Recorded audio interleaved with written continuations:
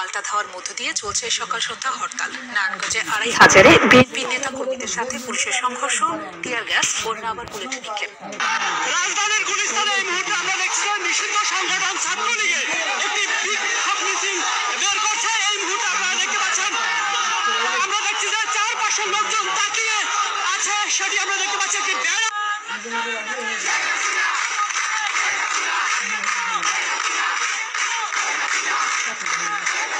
বহুল কাঙ্ক্ষিত ও আলোচিত 13ই নভেম্বরের লকডাউন কর্মসূচি ঘিরে আজ সকাল থেকে সারা দেশ জুড়ে উত্তেজনা ছড়িয়ে পড়েছে। আওয়ামী লীগের ডাকা এই লকডাউন কার্যত পুরো দেশকে স্থবির করে দিয়েছে। রাজধানী ঢাকা থেকে শুরু করে জেলা উপজেলা এমনকি প্রত্যন্ত এলাকাতেও দলটির নেতাকর্মীরা বিক্ষোভ মিছিল, সড়ক অবরোধ ও হরতাল কার্যক্রমে অংশ নিচ্ছেন।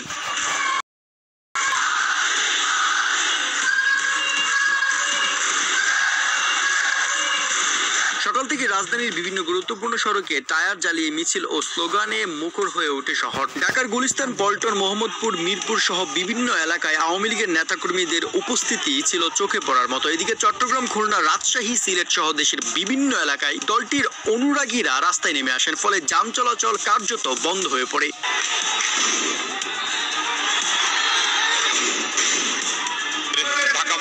উত্তর শাখা, সেই উত্তর শাখা উদ্যোগে আজকে এই রাজধানীর উত্তরার এই জনপদ এখানে শান্তি সমাবেশের আয়োজন করেছে আওয়ামী লীগ।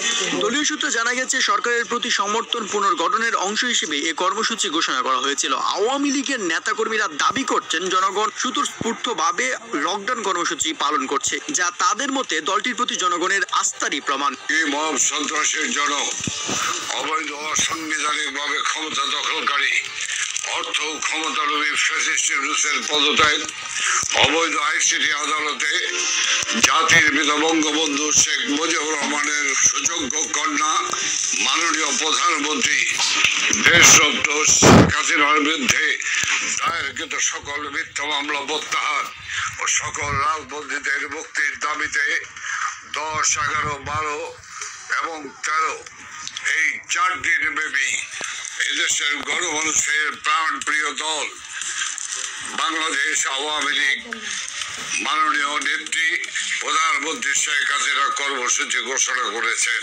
অন্যদিকে সাধারণ মানুষ বলছে, সারা দেশ জুড়ে চলমান এই তাণ্ডবে জনজীবন বিপর্যস্ত হয়ে পড়েছে। বাজার, অফিস, শিক্ষা প্রতিষ্ঠান বন্ধ থাকায় কর্মজীবী মানুষদের ভোগান্তি চরমে উঠে গিয়েছে। রাজনৈতিক বিশ্লেষকরা বলছেন, 13ই নভেম্বরের এই লকডাউন কর্মসূচি আওয়ামী লীগের জন্য একটি বড় পরীক্ষার দিন ছিল, যা বাস্তবে দলটির সাংগঠনিক ক্ষমতা ও রাস্তায় প্রভাব প্রদর্শনের এক বহিঃপ্রকাশ। দিন শেষে বলা যায়, বহুল কর্মসূচি প্রায় সফলভাবে সম্পূর্ণ করতে পেরেছে আওয়ামী লীগ।